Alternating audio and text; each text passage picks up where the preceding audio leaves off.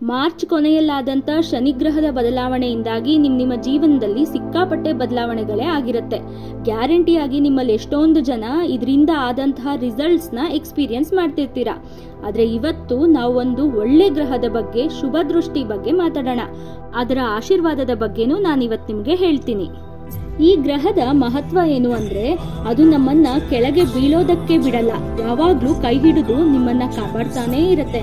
ನೀವು ಯಾವುದೋ ತೊಂದರೆಯಲ್ಲಿ ಸಿಕ್ಕಿದ್ದೀರಾ ಅನ್ನೋ ಸಮಯದಲ್ಲಿ ಒಂದು ಕಾಣದ ಕೈಯಿಂದ ನಿಮಗೆ ಸಹಾಯ ಮಾಡಿಸುತ್ತೆ. ಸೊ ಸ್ನೇಹಿತರೆ, ನಾನು ಮಾತಾಡ್ತಾ ಇರೋದು ಅತ್ಯಂತ ಶುಭ ಗ್ರಹ ಆದಂತ ಗುರುಗ್ರಹದ ಬಗ್ಗೆ.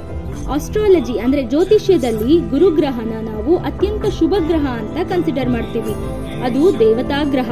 ಅದು ಯಾವಾಗ್ಲೂ ನಮಗೆ ಒಳ್ಳೇದೇ ಮಾಡತ್ತೆ, ಕೆಲಸಗಳನ್ನ ಸುಲಭ ಮಾಡತ್ತೆ. ಶನಿ, ರಾಹು, ಕೇತು, ಕುಜ ಗ್ರಹಗಳು ನಿಮಗೆ ತೊಂದರೆ ತಂದ್ರೆ ಗುರುಗ್ರಹ ನಿಮ್ಮನ್ನ ಸದಾಕಾಲ ರಕ್ಷಣೆ ಮಾಡತ್ತೆ. ಹಾಗಾದ್ರೆ ಬನ್ನಿ, 2025ರಲ್ಲಿ ಗುರುಗ್ರಹದ ಬದಲಾವಣೆಯಿಂದ ಯಾವ ಯಾವ ರಾಶಿಗೆ ಏನೇನು ಫಲ ಸಿಗತ್ತೆ ಅಂತ ನೋಡೋಣ. ಬದಲಾವಣೆ ಎಲ್ಲಿ ಆಗ್ತಿದೆ ಅಂತಿದ್ದೀರಾ? ಗುರುಗ್ರಹ ವೃಷಭ ರಾಶಿಯಿಂದ ಮಿಥುನ ರಾಶಿಗೆ ಹೋಗ್ತಾ ಇದೆ. ಇದೇ 2025ರ ಮೇ 14ರಂದು. ಹಾಗಾದ್ರೆ ಎಲ್ಲ 12 ರಾಶಿಗಳಿಗೂ ಗುರುಗ್ರಹ ಒಳ್ಳೇದೇ ಮಾಡತ್ತಾ? ಇಲ್ಲ, ಕೆಲವೊಂದು ರಾಶಿಗಳಿಗೆ ಇದು ತೊಂದರೆಯನ್ನ ಕೊಡುತ್ತೆ. ಇಲ್ಲಿವರೆಗೂ ಈ ವಿಡಿಯೋ ನೋಡಿದೀರಾ ಅಂದ್ರೆ ದಯವಿಟ್ಟು ನಮ್ಮ ಚಾನೆಲ್ನ ಸಬ್ಸ್ಕ್ರೈಬ್ ಮಾಡ್ಕೊಳ್ಳಿ. ಎಲ್ಲರಿಗೂ ನಮಸ್ಕಾರ. ಶ್ರೀ ಸೌರಭ ಯೂಟ್ಯೂಬ್ ಚಾನೆಲ್ಗೆ ನಿಮಗೆಲ್ಲ ಸ್ವಾಗತ. ಬನ್ನಿ ಹಾಗಾದ್ರೆ ಗುರು ಬದಲಾವಣೆ ಸಮಯ ಕನ್ಯಾ ರಾಶಿಯವರಿಗೆ ಯಾವ ಫಲವನ್ನ ಕೊಡುತ್ತೆ ಅಂತ ನೋಡೋಣ. ಗುರುಗ್ರಹ ಕನ್ಯಾ ರಾಶಿಯವರಿಗೆ 10ನೇ ಮನೆಯಲ್ಲಿ ಬರ್ತಾ ಇದೆ. 10ನೇ ಮನೆಯನ್ನ ನಾವು ಕರ್ಮಭಾವ ಅಂತ ಹೇಳ್ತೀವಿ, ಅಂದ್ರೆ ಜಾಬ್ಗೆ ಸಂಬಂಧಪಟ್ಟಂತಹ ಮನೆ. ಹೌದು, ಇದು ನಿಮ್ಗೆ ಲರ್ನಿಂಗ್ ಪೀರಿಯಡ್ ಅಂತಾನೆ ಹೇಳ್ಬೋದು. ಆದ್ರೆ ಸ್ವಲ್ಪ ಜಾಗೃತೆಯಿಂದ ಇರಬೇಕಾಗತ್ತೆ. ಯಾಕಂದ್ರೆ ಓವರ್ ಕಾನ್ಫಿಡೆನ್ಸ್ ಇಂದ ನಿಮ್ಮ ಕೆಲಸಗಳಿಗೆ ಅಡ್ಡಿ ಆತಂಕಗಳು ಬರಬಹುದು. ಈ ಸಂದರ್ಭದಲ್ಲಿ ನಿಮಗೊಂದು ಸಣ್ಣ ಸಲಹೆಯನ್ನ ಕೊಡ್ತೀನಿ. ಏನಂದ್ರೆ, ನಿಮ್ಮ ಮನಸ್ಸಿನ ಮಾತುಗಳನ್ನ ಅಥವಾ ನಿಮ್ಮ ಮುಂದಿನ ಸ್ಟೆಪ್ಸ್, ಪ್ರೋಗ್ರೆಸಿವ್ ಸ್ಟೆಪ್ಸ್, ಅಥವಾ ನೀವೇನು ಅಚೀವ್ ಮಾಡಬೇಕು ಅನ್ಕೊಂಡಿದ್ದೀರಾ ಅದನ್ನ ನಿಮ್ಮ ಕಲೀಗ್ಸ್ಗಾಗ್ಲಿ ಅಥವಾ ಸುತ್ತಮುತ್ತಲಿನ ಜನಗಳಿಗಾಗ್ಲಿ ನೀವು ಅದನ್ನ ಹೇಳೋದಿಕ್ ಹೋಗ್ಬೇಡಿ. ಹಾಗೆ ಇನ್ನೊಬ್ರಿಗೆ ಸಜೆಷನ್ಸ್ ಮಾಡೋದಿಕ್ಕೆ, ಸಪೋರ್ಟ್ ಮಾಡೋದಿಕ್ಕೆ, ಹೆಲ್ಪ್ ಮಾಡೋದಿಕ್ಕೂ ಹೋಗಬೇಡಿ. ಯಾಕಂದ್ರೆ ಅದೇ ನಿಮಗೆ ಈ ವರ್ಷ ವಾಪಸ್ ಕೆಟ್ಟದಾಗಿ ಅಥವಾ ತಪ್ಪಾಗಿ ವಾಪಸ್ ಬರೋ ಚಾನ್ಸಸ್ ಇದೆ. ಹಾಗಾಗಿ ಮೊದಲು ನಿಮ್ಮ ಬಗ್ಗೆ ನೀವು ಯೋಚನೆ ಮಾಡಿ, ನಿಮ್ಗೇನು ಬೇಕೋ ಅದನ್ನೆಲ್ಲವನ್ನು ಅಚೀವ್ ಮಾಡಿ, ಅದಾದ ಮೇಲೆ ಸಮಾಜಕ್ಕೆ ಏನು ಬೇಕೋ ಅದನ್ನ ಮಾಡಿ. ಹಾಗೆ ಗುರು ಕರ್ಮದ ಭಾವದಲ್ಲಿ ಇದ್ದಾಗ ನಿಮಗೆ ವರ್ಕ್ಲೋಡ್ ಜಾಸ್ತಿ ಆಗುವಂತ ಸಂಭವ ಬರುತ್ತೆ. ನಿಮ್ದಲ್ಲದೆ ಇರುವಂತ ಕೆಲಸಗಳನ್ನ, ನಿಮ್ದಲ್ಲದೆ ಇರುವಂತ ರೆಸ್ಪಾನ್ಸಿಬಿಲಿಟೀಸ್ನ ನೀವು ಹ್ಯಾಂಡಲ್ ಮಾಡೋದಕ್ಕೆ ಸ್ಟಾರ್ಟ್ ಮಾಡ್ತೀರಾ. ನೀವು ಅದನ್ನ ಕ್ಯಾರಿ ಮಾಡಲೇಬೇಕು, ಯಾಕಂದ್ರೆ ನಿಮ್ಮ ಹತ್ರ ಬೇರೆ ಚಾನ್ಸಸ್ ಇರೋದೇ ಇಲ್ಲ. ಹಾಗೆ ನಿಮ್ಗೆ ಈ ಸಂದರ್ಭದಲ್ಲಿ ಹೆಚ್ಚಿನದನ್ನ ಕಲಿಯೋದಿಕ್ಕೂ ಆಸ್ಪದ ಸಿಗತ್ತೆ. ಆದರೆ ಇದಕ್ಕೆಲ್ಲ ಬೇಜಾರು ಮಾಡ್ಕೋಬೇಡಿ. ಯಾಕಂದರೆ ಒಂದನ್ನು ಅರ್ಥ ಮಾಡ್ಕೊಳ್ಳಿ, ಬಂಗಾರ ಎಷ್ಟು ಬೆಂಕಿಲಿ ಬೇಯತ್ತೋ ಅಷ್ಟೇ ಮುಂದಿನ ದಿನಗಳಲ್ಲಿ ಹೊಳೆಯತ್ತೆ ಕೂಡ. ಇದರ ಜೊತೆಗೆ ಫ್ಯಾಮಿಲಿ ರೆಸ್ಪಾನ್ಸಿಬಿಲಿಟಿ ಕೂಡ ನಿಮ್ಮ ಮೇಲೆ ಜಾಸ್ತಿ ಆಗತ್ತೆ. ಮನೆ ಖರ್ಚನ್ನ ನಿಭಾಯಿಸೋ ಸಂದರ್ಭದಲ್ಲಿ ನಿಮ್ಮ ಸೇವಿಂಗ್ಸ್ ಅಲ್ಲಿರೋ ಹಣವನ್ನು ತೆಗೆದುಕೊಡೋ ಸಂದರ್ಭನೂ ಇವಾಗ ಬರುತ್ತೆ. ಇದನ್ನೆಲ್ಲ ಖುಷಿಯಿಂದ ಮಾಡಿ. ಈ ಹಣ ನಿಮಗೆ ವಾಪಸ್ ಖಂಡಿತವಾಗ್ಲೂ ಡಬಲ್ ಆಗಿನೇ ಬರುತ್ತೆ. ಇನ್ನ ಗುರುಗ್ರಹದ ದೃಷ್ಟಿಯಿಂದ ನೋಡೋದಾದ್ರೆ ನಿಮ್ಮ 2ನೇ ಮನೆ ಅಂದ್ರೆ ಧನಭಾವ, ಸುಖಭಾವ ಹಾಗೆ ಷಷ್ಠಿ ಭಾವದ ಮೇಲೆ ಬೀಳ್ತಾ ಇದೆ. ಹಾಗಾಗಿ ನೀವು ಹಣವನ್ನ ಸಾಕಷ್ಟು ಉಳಿಸೋದ್ರ ನಿಟ್ಟಿನಲ್ಲಿ ಯೋಚನೆ ಮಾಡ್ತೀರಾ.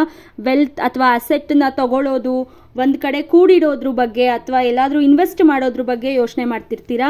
ಹಾಗೆ ಗುರುವಿನ ದೃಷ್ಟಿ ಸುಖಭಾವದ ಮೇಲೆ ಬೀಳೋದ್ರಿಂದ ನಿಮ್ಮ ಮನೆಯ ವಾತಾವರಣ ಸುಧಾರಿಸುತ್ತೆ, ಮನೆಯಲ್ಲಿ ಸುಖ ನೆಮ್ಮದಿ ನೆಲೆಸುತ್ತೆ ಯಾವಾಗ್ಲೂ. ಹಾಗೆ ನಿಮ್ಮ ತಾಯಿಯವರ ಆರೋಗ್ಯದ ಮೇಲೆ ಸ್ವಲ್ಪ ಗಮನವನ್ನ ಕೊಡಿ. ಅದರಲ್ಲೂ ಕಣ್ಣಿನ ಆರೋಗ್ಯದ ಬಗ್ಗೆ ಸ್ವಲ್ಪ ಜಾಗೃತೆಯನ್ನ ವಹಿಸಿ. ಒಂದು ಸಣ್ಣ ತೊಂದರೆ ಆದ್ರೂ ವೈದ್ಯರ ಹತ್ರ, ಡಾಕ್ಟರ್ ಹತ್ರ ಕರ್ಕೊಂಡು ಹೋಗೋದನ್ನ ಡಿಲೇ ಮಾಡಬೇಡಿ.